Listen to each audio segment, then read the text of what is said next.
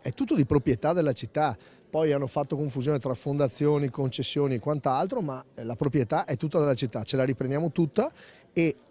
di fronte alla città pubblicamente dichiariamo che siamo interessati a fondazioni culturali,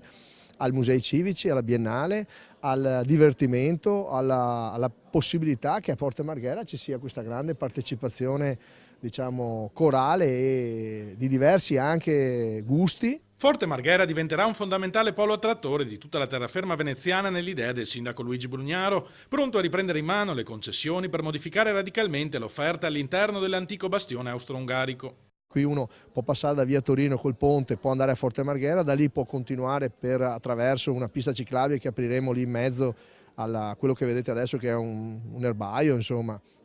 Arriviamo fino al ponte strallato, si passa di là a San Giuliano. C'è poi l'idea di pedonalizzare una delle corsie di via Forte Marghera, quella che costeggia il Canal Salso, inizialmente in via sperimentale, alla domenica o durante periodi di festa per ospitare eventi specifici. Mettendo all'inizio delle transenne, poi vedremo se avremo ulteriori risorse, però insomma fare in modo che in quell'asta possa succedere di tutto, cioè possa esserci anche il carnevale, ci possa fare una serie di manifestazioni di alto livello per Mestre, per arrivare fino appunto all'area di Piazza Barche.